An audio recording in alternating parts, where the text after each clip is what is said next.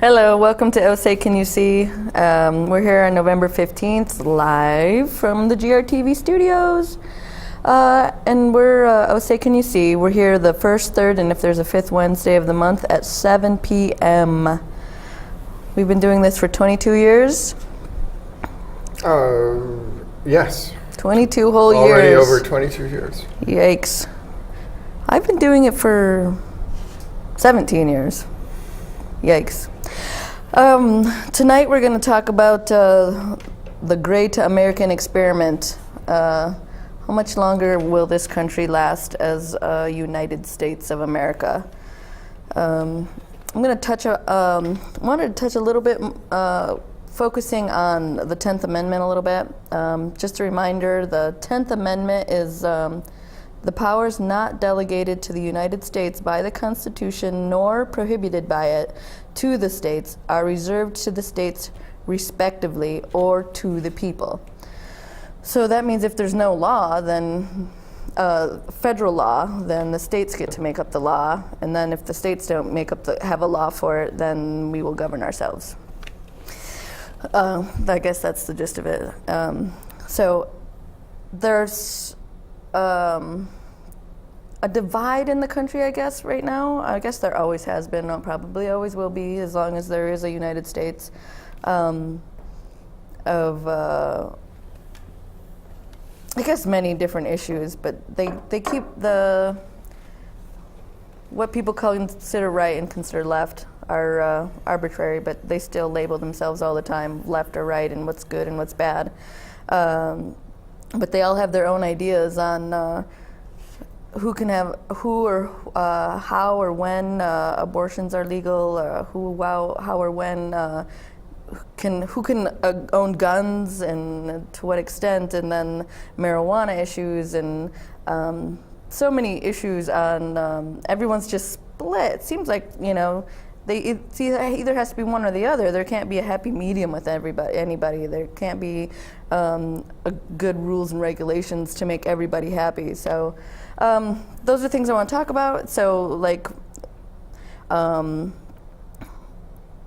the states right now have some of their own abortion rules and abortion ideas, and I was going somewhere with that, I swear. Individual states, their own. Okay, yeah, individual states have their own ideas, and so would it be easier if the states even had more of their own control and we weren't a United States anymore, and then would people be happier with a stronger local government and or even with 50 states that were countries the way other states are? I mean, but then like the EU that's doing the complete opposite. They're taking all these countries and making it into one big union there's to states be that happy. are becoming more united than they used to Yeah. be. But if we were as disunited as Europe, that would be a big change. We're much more tied together than the European Union is. The European Union might be something more like the Articles of Confederation before the United States was a strong federal country. Mm-hmm. Then the Constitution made it have strong central powers that became stronger and stronger over time. And then after the Civil War, because of everything that happened during the Civil War and the issues leading up to the Civil War, the federal state was even more powerful after the Civil War. And there are pressures within the United States, not least among, strange sort of places like Texas or South Carolina or Alabama, where people want to secede. Some people want to secede from the United States. Well, isn't there rumor that Michiganders want to secede to Canada? Lots of people talk about it more than they used to. Yeah. But this was something that did happen before.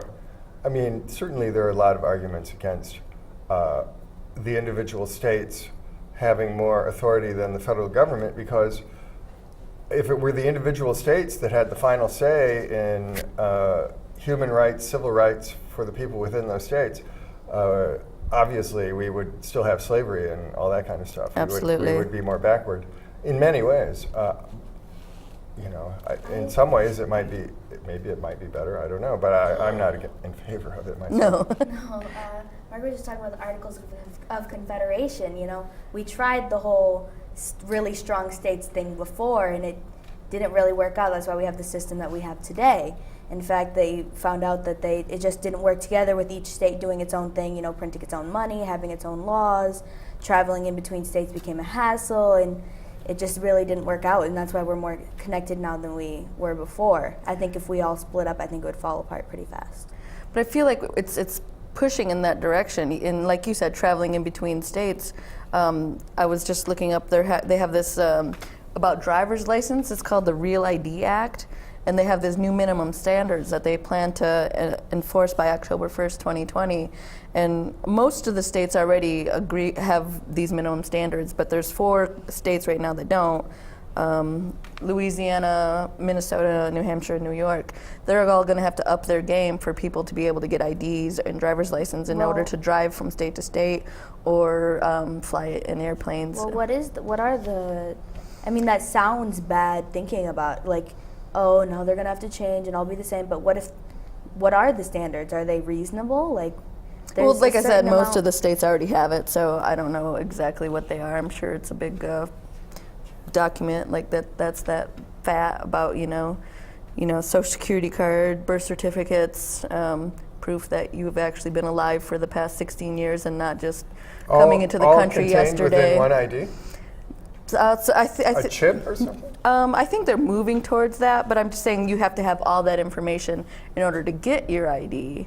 Some states you don't have to have a Social Security card or a birth certificate to get a driver's license, and some you do. In Michigan, you have to have I think I looked it up, birth certificate and Social Security card. Or I don't think it said birth certificate, I think it was just proof of... like an earlier license or something. Proof of residency or something, yeah. So they have just different rules where some of them want, your life history, where your mom was born and all that kind of stuff, where some of them are just like, oh, yeah, you meet the requirements, check the boxes correctly, and some of them are much more strict passport standards. And so anyway, those are just some things that, they're pushing together, but pulling apart at the same time. That it's like you don't trust that other state, you don't trust what they're doing in that other state, so they're setting up these standards. And I don't know, that doesn't even make any sense, the way you said they don't trust them. They just want a standard set of things that when you get a driver's license, that this is what's going to be on it, and this is what. Sure, but just as much as it's just an identifying card, you want everybody to be able to be identified by the same information. Otherwise, it doesn't mean anything. But if you have let's really simplify it. Mm-hmm. Let's say on your driver's license they have your name and your eye color. Let's say on Mark's driver's license they just have hat. He wears a hat a lot. He has this hair color, and he lives here. Mm-hmm. So those are 2 very different sets of information that could lead to 2 very different end results. Exactly. So they just want to make sure that when they get an ID, they know what information they're going to have to work with for any specific thing, like pulling somebody over or identifying them in general. I don't think it's a trust thing. Increased national security. That's what I was trying to get at. I don't think it's a trust thing. I don't really think our national security is very bad. We have people who freak out and Americans who kill other Americans, but other than that, we don't really seem to have that much national security problem going on. But more of it, I was thinking, is that every time they do this, this is a couple years away that this is supposed to happen, but every time they do this, they're going to want more and more. Like you said, next thing you know, we're going to have RFID chips in our newborn babies. Every time this state wants to know this about you, and this other state wants to know that about you, and next thing you know, if all the states, all of them have to. But you just said that almost all of the states already comply with this information. Mm-hmm. There's only 4 out of 50, which is the large minority. Mm-hmm. So you're turning it into this big whole, they want all your information, blah, blah, blah, blah, blah. But the state you live in already collects this information. It's not like it's a jump up for anything other than 4 states? Mm-hmm. I just think eventually that they're going to want more and more information. And this I'm sure, but this is just a really bad example that doesn't make any sense. Okay. Well, I think the more, that is that itself an interesting question. Whether or not state standards distinct from federal standards are enough, and shouldn't states accept the standards of another state?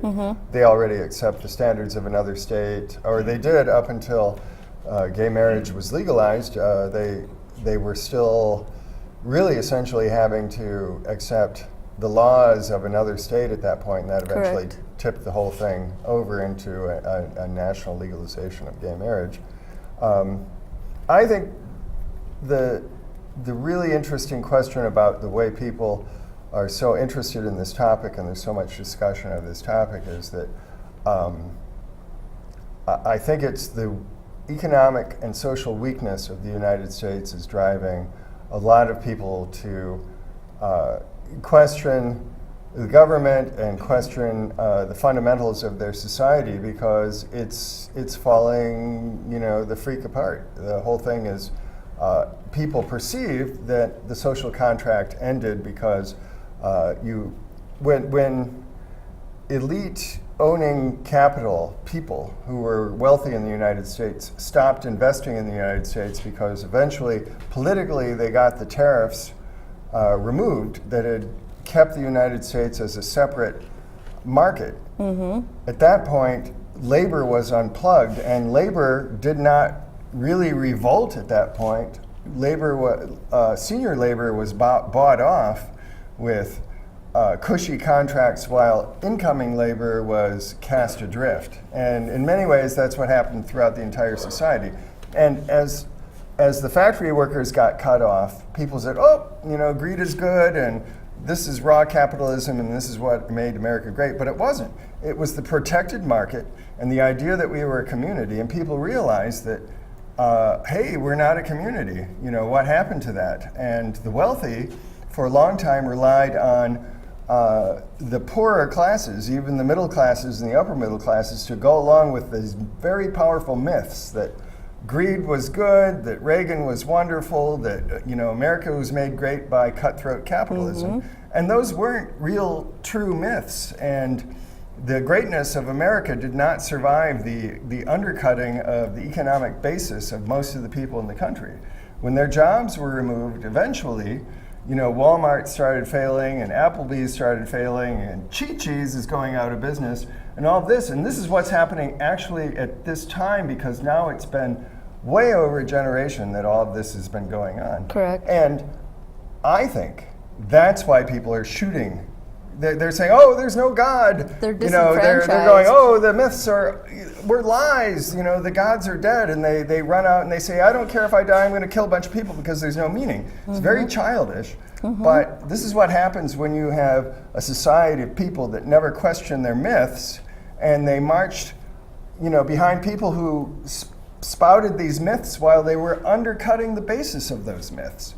And that's why this show is even happening. That's why you see all this questioning on the internet about the states. Shouldn't the states, because they think their local thing and their business people that they plug into government are going to save them from the evil federal government. Right. But actually, it's the federal government and the huge market and the kind of empire of one culture that we had in a continent that made America great. And then when we unplugged the people from their economy, and the wealthy people were able to take their money and plug it in other places without consequence, that's what destroyed the country, and that's why they're freaking out, and that's why we're having this discussion right now, I think.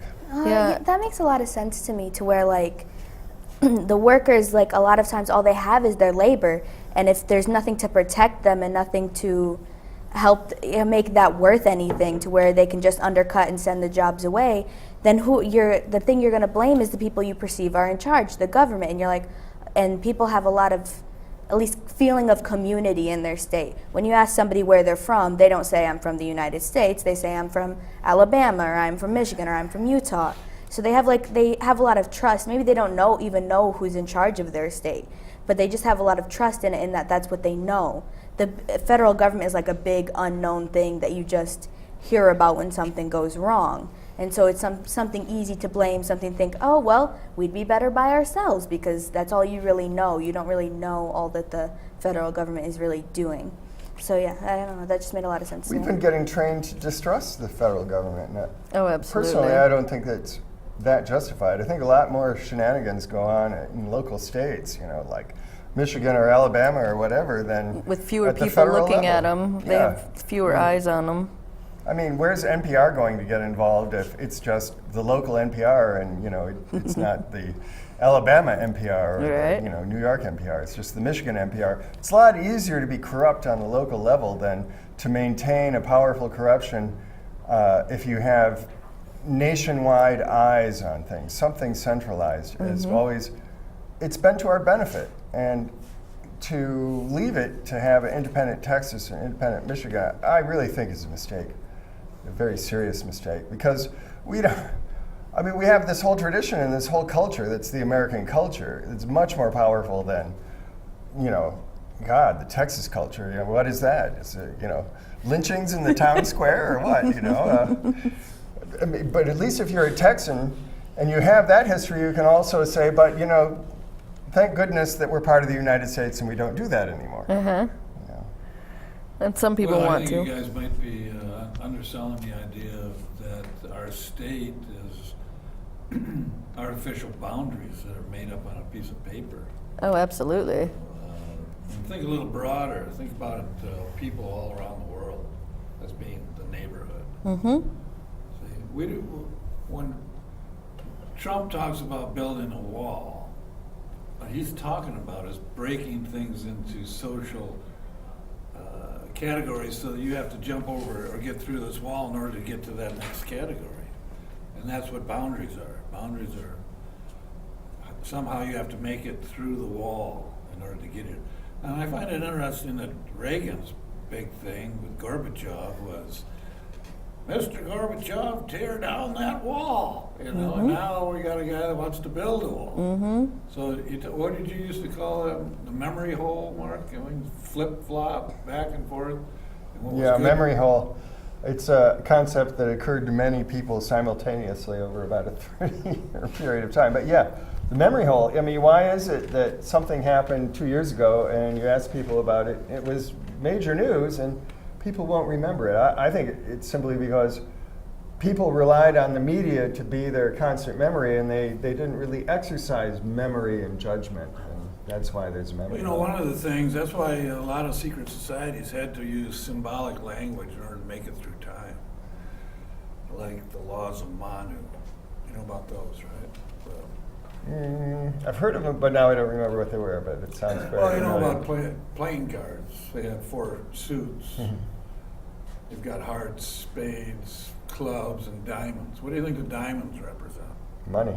The money people. People that are always thinking about money, money, money all the time, time. What do you think the clubs represent? Soldiers, police, Police, soldiers, authority, some kind government. of combat Well, thing. authority. Combat. The What do you think implementers of government. What do you think the spades represent? The The workers, The workers. Right. What do you think the hearts represent? royalty. Royalty, the The elites. elites. The Spoken court of word. love people. Yeah. Now, a lot of people say that that's bullshit, the laws of Manu, but throughout time, it does seem like there's been... The caste system, that's what it is. The laws of Manu, it's Indian. It's the origin of the caste system. Yeah, just like Yeah. Hitler was influenced by Nietzsche, but the fact is they both misrepresented what the laws of Manu and what Nietzsche said. When Nietzsche talked about the Übermensch, he was not talking about this blonde-haired, blue-eyed Aryan soldier. He was talking about a transformation in the values of society, transvaluation of values, they called it. So I think the same thing happened with the most things in our society get misinterpreted by people. I mean, look at here in Michigan with the whole Flint water thing. I'll bet you before this happened, Rick Snyder got in a room with some of his buddies and said, hey, we can save $27 million here if we just switch over to this, and we're going to put in a new system anyway 9 months down the road, so nobody's even going to know. His idea was save money. I want money, save money, save money. So in his mind, it was a good thing, a good deal. He thought of it like a businessman. He could get reelected. I mean, he knew that these people that were drinking the water in Flint weren't his constituents anyway. And Correct. they may lie and tell you all kinds of stuff, but the facts are, when he made that decision, he was thinking about the money.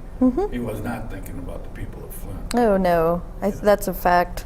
And that's what we all do. We're all making choices like that have these unforeseen consequences behind them. I mean, you look at the roads. That started out, what a great idea. We'll have roads everywhere. What a wonderful thing. You know, you can go any place you want, and it's still a good idea.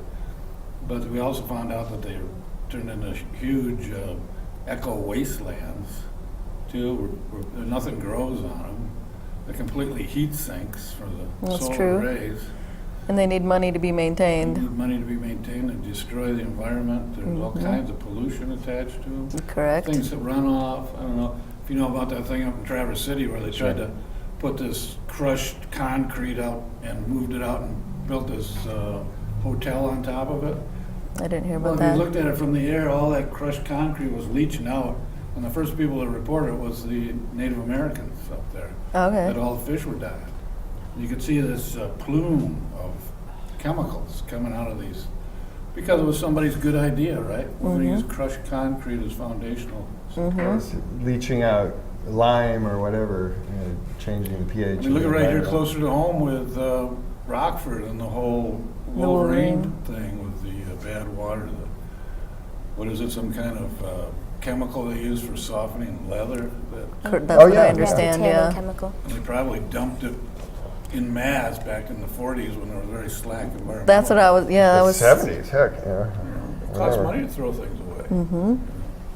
So just throw it out. We're out here in the woods, no one will ever know. Right. Yeah, now It took them a long who- time to figure it out. who's gonna That's control true. that? Throughout history, Right, exactly. whether you believe in the laws of Manu or not, there's always been greedy people.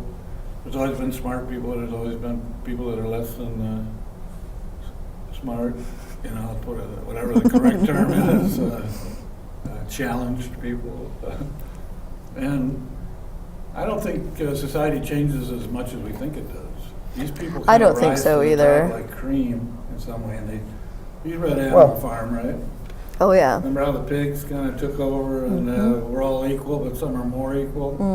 All animals are equal, Double but some speak. animals are more equal than others. Yeah. You know, I've got to say that I think that society has changed a great deal, and the change involves this Republican supremacy that occurred after Ronald Reagan. In that change, you had people, the conservative think tanks, you know, they designed a whole counter-revolution to too much democracy, to too many protests, to too much power for the Democratic Party, too much power for the unions, too many people experiencing affluence and becoming politically involved and politically powerful.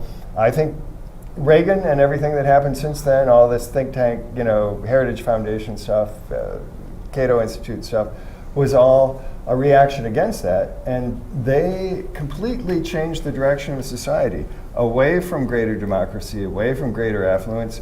And they ultimately used that power to sell the myth that anything that was good for the wealthy was good for everyone.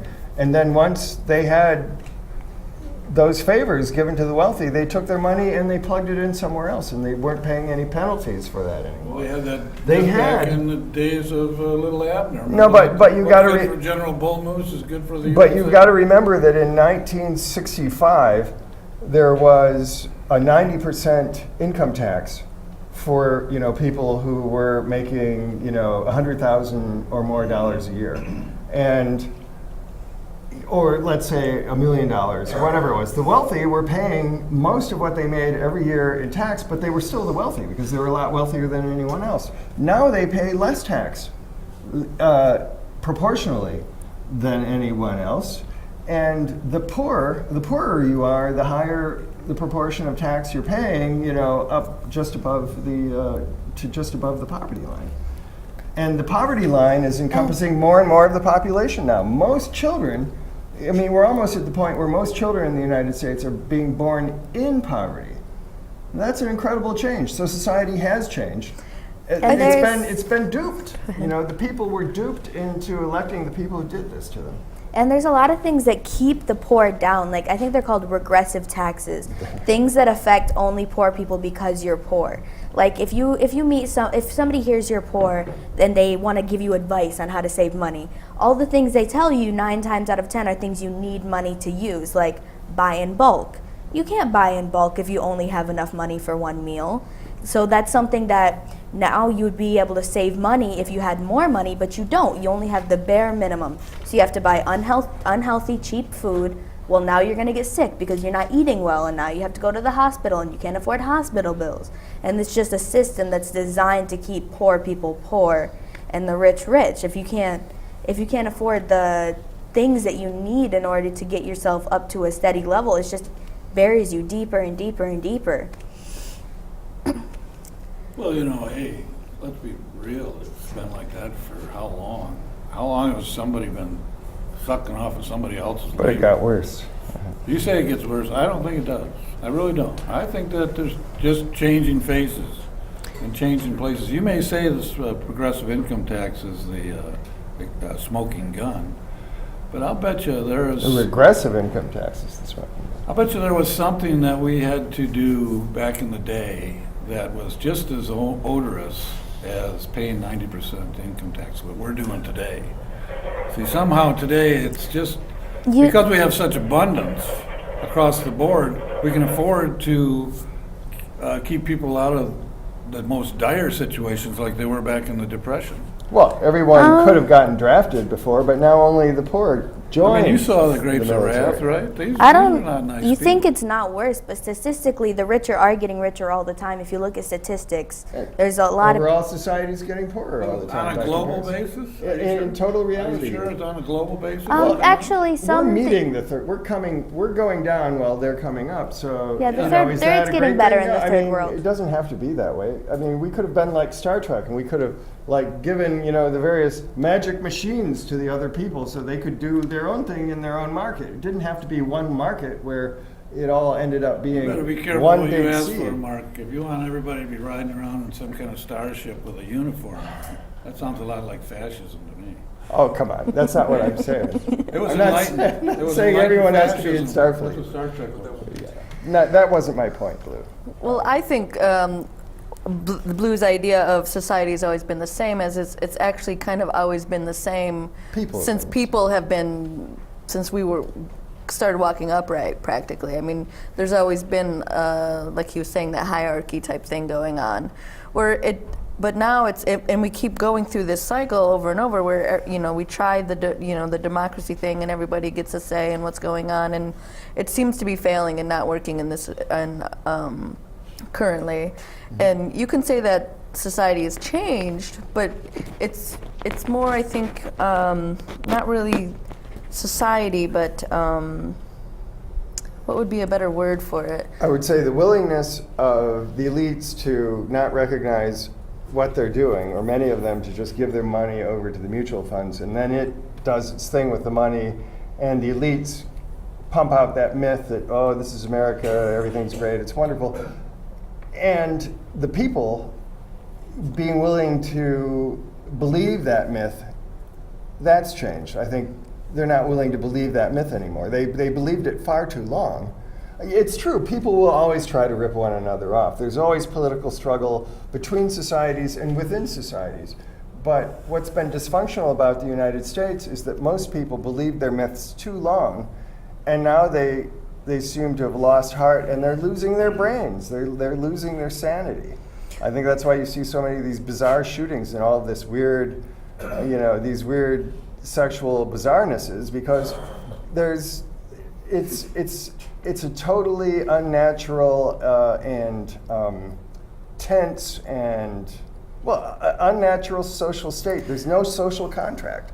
There's nothing that most people can rely on, so they're doing all their hillbilly heroin, and the kid grows up to go to school and kill all his classmates, and this is it's not the way the society It's used to been be. like that. There's been a lot It hasn't of been that way. disasters. Look at Bath over there by just north of Lansing, where the guy blew up the school with all the kids inside. In like 1939 or something. Yeah, something like that. So, you know, these wackos have been It around happens forever. more often now. It really I don't know does. how much of it is it happens more often now, and how much of it is you get to hear about every little thing that Yeah, that's happens right. now. Oh, come on.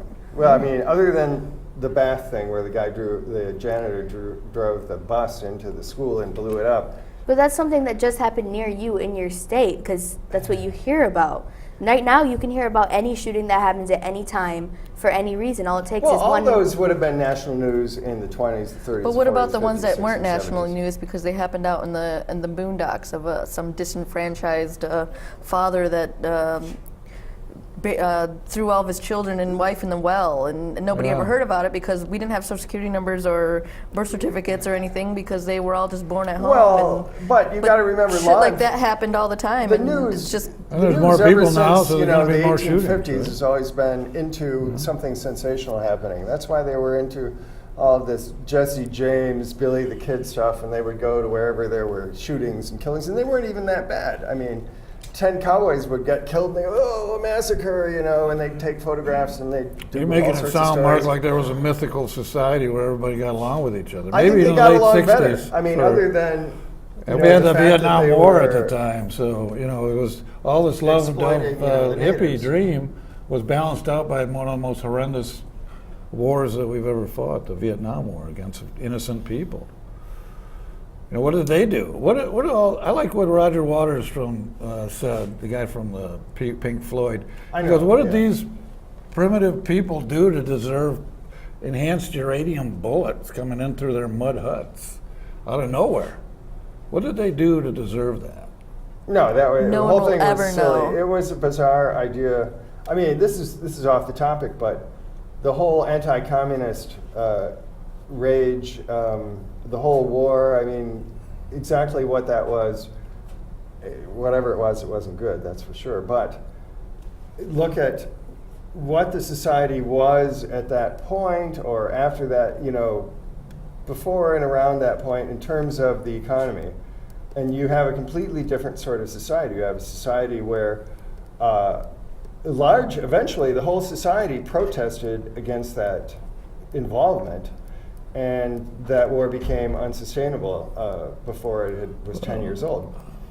You don't And think that we had made some impact. effort? We don't think we made some progress in racial Oh, yeah, equality? I think we have, but I'm just saying that the thing that changed was that the basis for most people in the economy completely withered away. The elites unplugged the investment money when they brought down the tariff walls, and we stopped being an insular market like most economies have always been.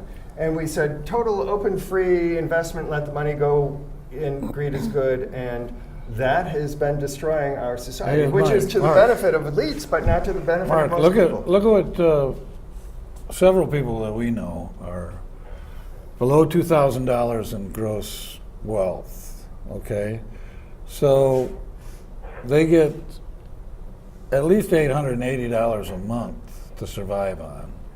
Plus, they don't have to pay for Medicaid or Medicare. There's a lot of benefits to being really broke in this society too that we never had before. You know, there used to be a time when only the family or the church took care of other people. Government didn't get involved. And now we have an aid society for damn near everything that happens. And they're trying to get rid of them. Yeah, though. I wouldn't rely on them. So to that's- do that. I think as one door opens, another door is closing.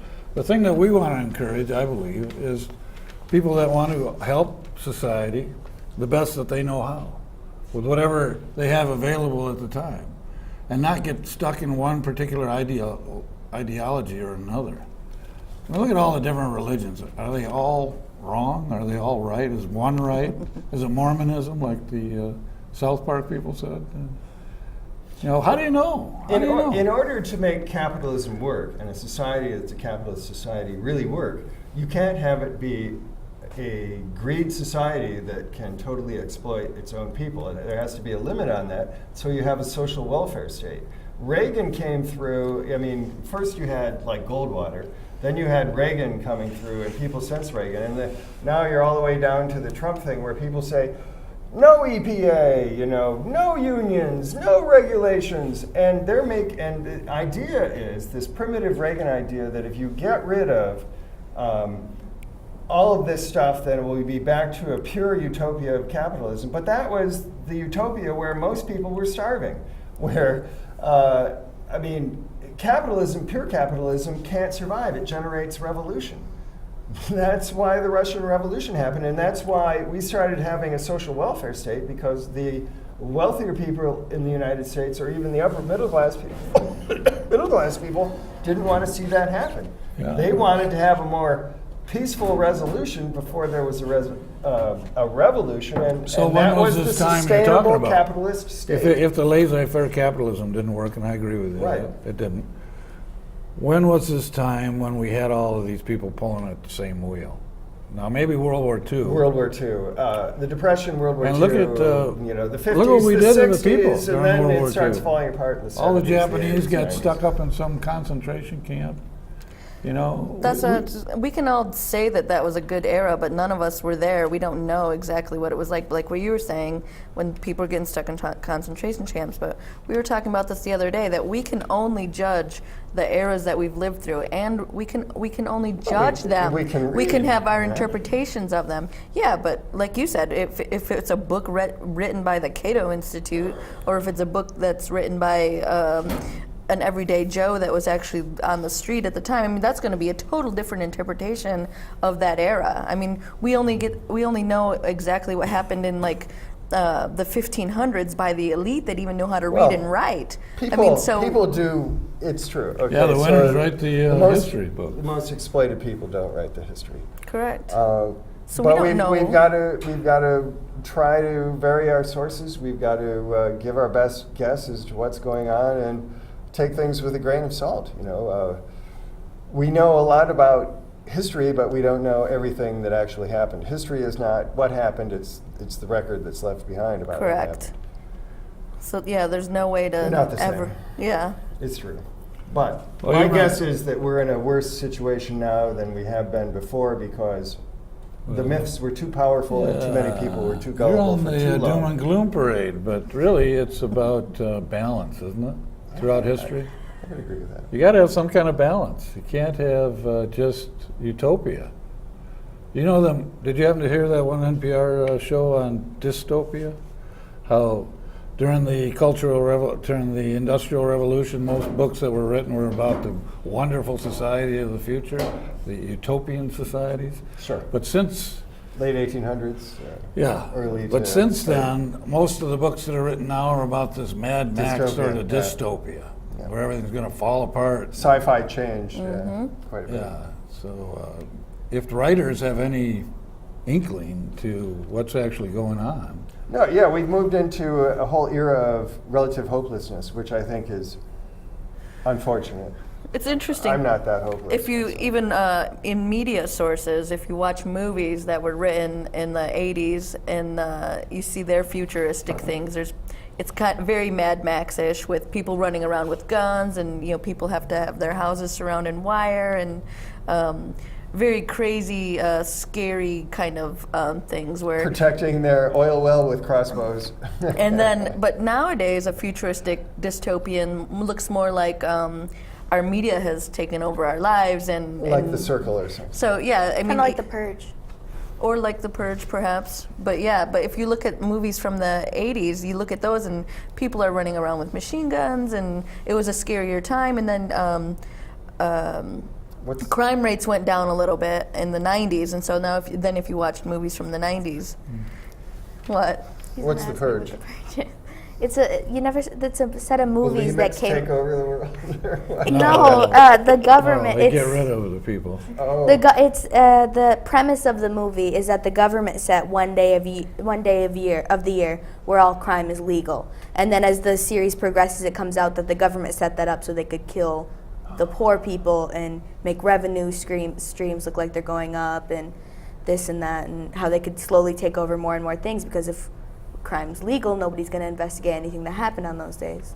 So That's interesting on many levels that we probably shouldn't get into. Well, you know, in The Circle, that's a interesting movie from the other side of the coin, how it's sort of Google-like, you know, like Microsoft was or something, where we're going to all live together, we're going to all share, you got to be part of this community.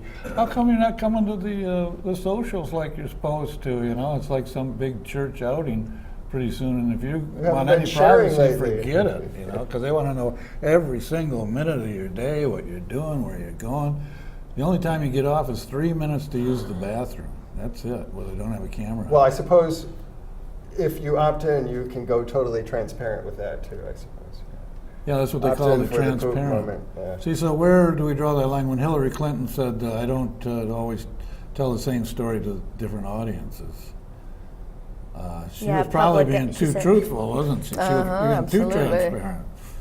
Yeah, because if you tell the same, look at Trump. Trump doesn't even remember Well, what he a said. great to con. the audience. If we ever had a better con man than Trump, I mean, admit it, he's the P.T. Barnum of our age. Oh Isn't my he? gosh.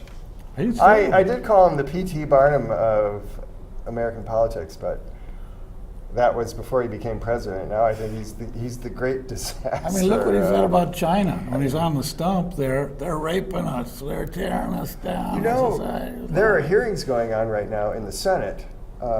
Corker, who's leaving the Senate, is chairing hearings, and he's a Republican. He's trying to take away the presidency's power to initiate a first strike with nuclear weapons. Oh.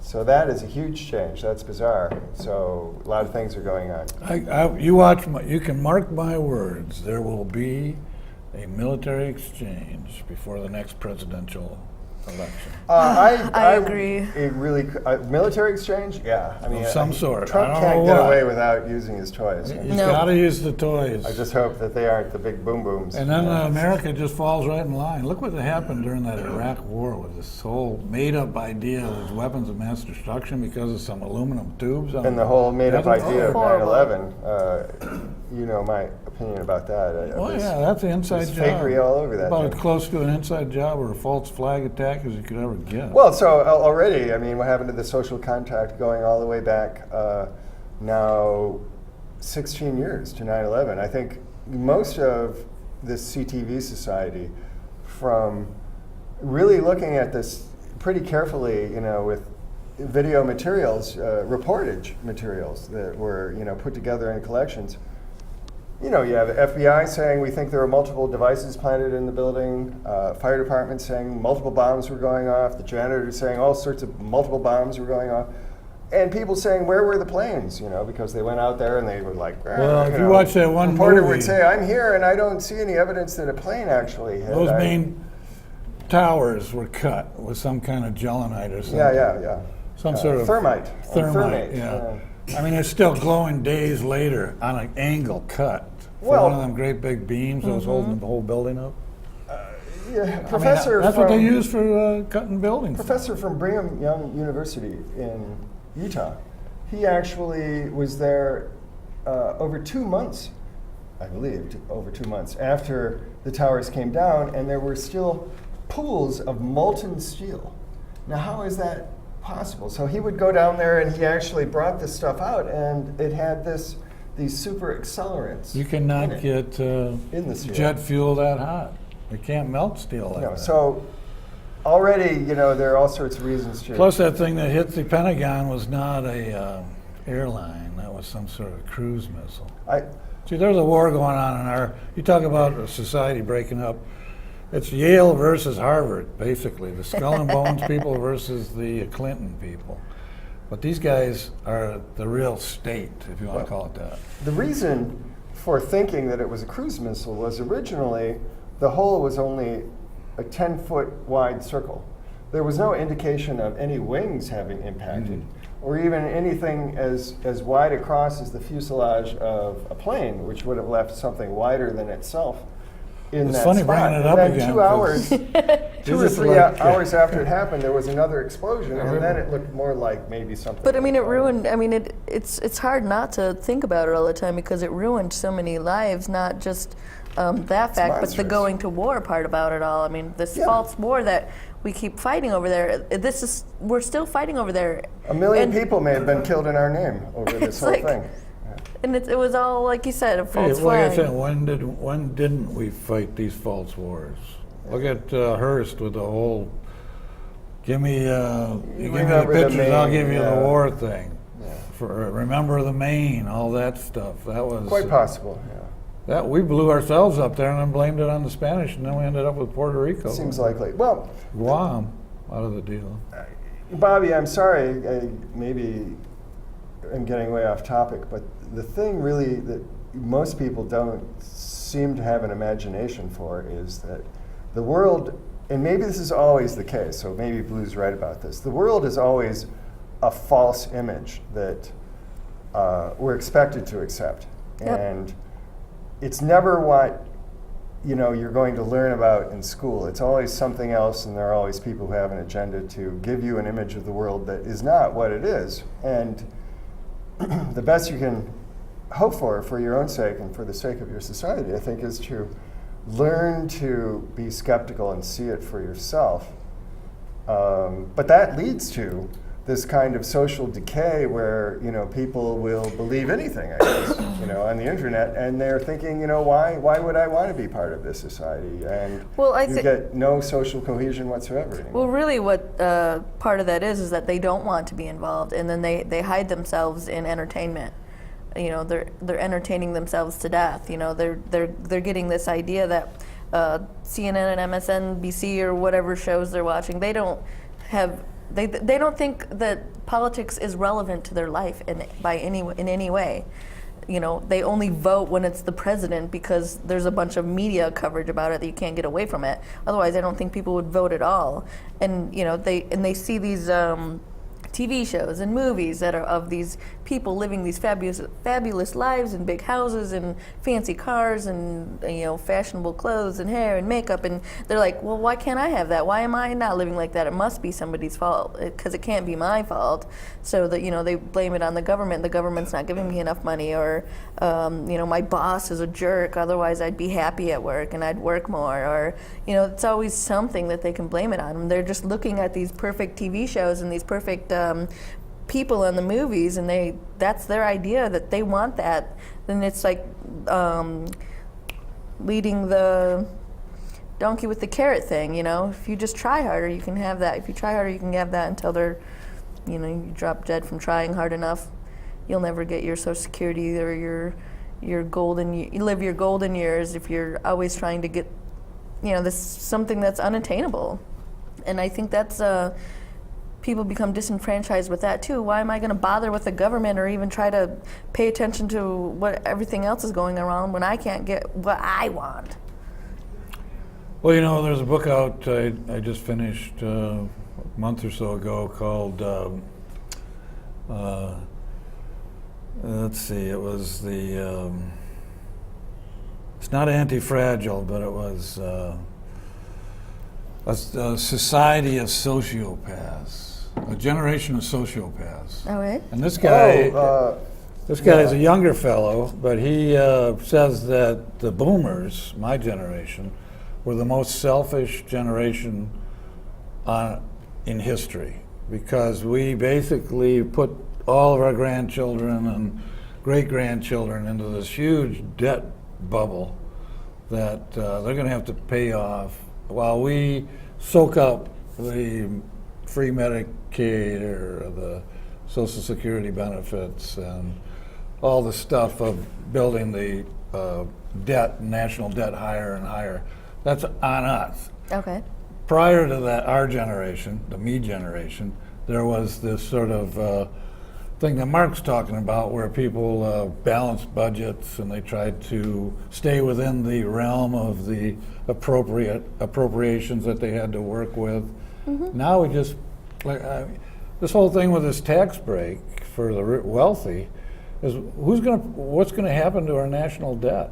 I thought Republicans were all about holding down the debt, and now they're going to have this huge trillions of dollars cut for the wealthy. Our debt's just going to keep going. It's like at $20 billion now. All they've become is a greed free-for-all. And they say, well, it's, everyone knows since Reagan that when you cut the taxes, then people invest in the economy and the economy grows. Well, they don't, because there are no tariffs in place. So they can take their money that they're going to invest and invest it in, Aboriginal labor in New Guinea or something. They can put it anywhere. China, they can put it in the poorest maquiladora spot in Mexico, and people will work for basically nothing. But you won't have that job in the U.S. Another thing about like rich people reinvesting is that it's hard because like when there's a lot like if one person has a lot of money, well, they only need one washing machine. They only need so many cars, they only need so much of this and that. But if a whole bunch of little people have things, then they can invest in their local businesses because each one of them needs a washing machine, each one of them needs a car, each one of them needs a new bike.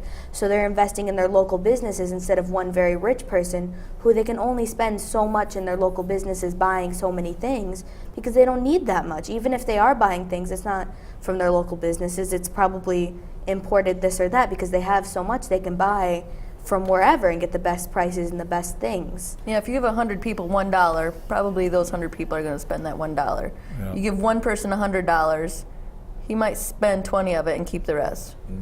I mean, it's just that simple. They're not going to reinvest it into the community. They don't have any reason to. What else are they going to buy? Well, you guys know about that experiment with the gorilla and the bananas in the jungle where they had this huge pile of bananas and the biggest, meanest gorilla comes and sits on that pile of bananas. And in order to get a banana from this pile, all the other gorillas had to bow down and he would throw them bananas if they did what he wanted. Okay. So then they took the same pile, same number of bananas, but they put it in 10 different locations. So the one big monster gorilla could only sit on one and he couldn't cover the other ones. So virtually everybody got bananas in that situation. So you're right, that does seem to work and it makes sense.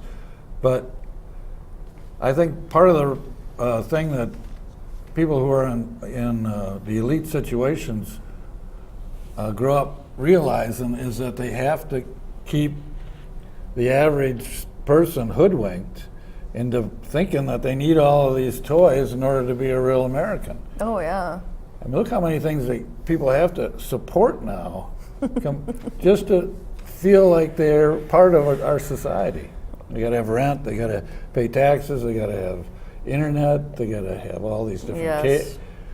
every one of them's a little mouth, meaning you got to go to work for it. Yeah. And there's no time to really sit around and contemplate the good life. And again, that's another thing that's changed about our society a little bit is lending practices and how people, when they want a new toy, they just go to the bank and borrow it, and so that's how we're making money by doing this. It's so fake, they're charging this person 10% interest or more for this whatever they have to have now instead of saving it and then going and buying it when they actually can afford it. Yeah, so it's what do they give you if you save money in the bank? Maybe 1 or 2% interest. No, yeah, not it's even. ridiculous nowadays. Yeah. But what do they charge if you borrow money? Oh yeah, It's like I don't. 21, 30%. At least something probably, like I don't know. Compounded daily. Right. Yeah, the savings doesn't make sense as any sort of safe investment anymore. It's a Nope. place to put your money while you pay for them to keep it there, basically. Yeah. Well, it's almost as if they're like forcing you to put the money into the stock market, and then it's That's so what they do with it. it's so right. But it's just if you do it yourself, it's so risky. But also, more people are putting it directly in. It's easier to take it directly away from them as well, rather than when it's the bank and it's FDI insured and blah blah blah blah. But if you're just putting the money directly into the market, it's gone from you like that. Where if you put it into the bank has to have some kind of responsibility for it. There is a way of looking at what happened a decade ago, the great blow up in the economy, as all this credit was wheeled out for people. People took advantage of all of that credit. And then when the major credit systems went into collapse, everyone lost their properties and their various things that they were buying. Suddenly, they had no way to continue to finance them, and all sorts of real property ended up in the hands of the people that were big enough to survive that whole process. Oh, yeah. So there are people out there who, I guess you could kind of call them conspiracy theorists of a sort, but who say that this is the cycle. This is actually the business cycle where credit is extended and super extended, and to the point where it's unsustainable, then it collapses. And then as long as the government remains the same, fewer and fewer people end up with more and more of the property. The only thing that changes that process are revolutions, which probably more Americans than ever before in our history, at least since the 30s, are interested in seeing happen, which is it's an unfortunate turn of psychological events, I think. When George W. was president, I thought we were so headed for a revolution. It was so scary. And then for some reason, the economy recovered a bit through Obama, and now I feel like we've plunged right back into the dark ages of ready for a revolution. Yeah, but we're not really having a collapse. We're just seeing the long, slow erosion and its effects at this point, I think. All right. Thank you, everybody. Are we that close? Yeah, I forgot to introduce everybody before the show. To my immediate left is Mark Zapatowski. To his left is Lily Beardsley, and on the far end is Noble Blue. And who are you? And I'm Bobby Gilbert. We are here the first, third, fifth Wednesday of every month, live at 7 p.m. And the reruns, do we still have reruns? Yes, every Tuesday from 7 to 8. Reruns. I thought they were at 6. Oh, 6 to 7, I'm sorry. Okay. This show is now 7 to 8. Yeah. Okay. The reruns are every Tuesday from 6 to 7. 6 to 7. So, ready for the revolution? Are you been buying enough guns? Mm-hmm. I don't have any guns. I do have a sword. Yes. I don't know what I would pay to watch Mark try and fight somebody with a sword. When I was looking up how a state can secede from the United States, there's you can ask politely, and they'll probably say no, or you can have a revolution with your own physical guns and fighting each other until there's nobody left. There's not a good chance of that. We saw the Civil War, how that worked out.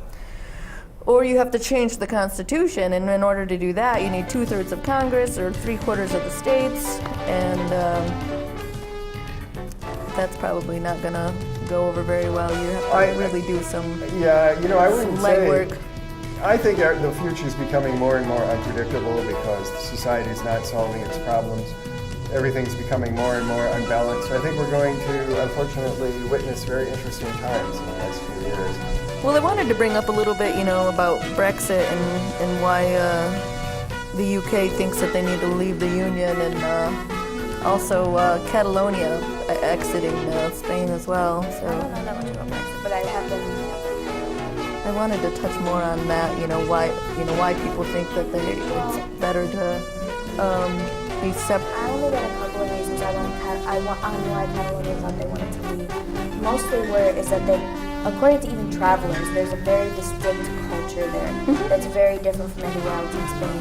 In addition, they have a very distinct dialect that's almost a different language. Correct. And thirdly, they felt that they are one of the highest money regions. A lot of rich people live there. Oh, yeah. And so they're one of the highest taxed regions. Ah. And so they felt like they might as well, people who have been in the Catalonia area, from what I've read anyway, say that it's almost like a whole new country by themselves. And they already had almost a lot of autonomy. And so they didn't go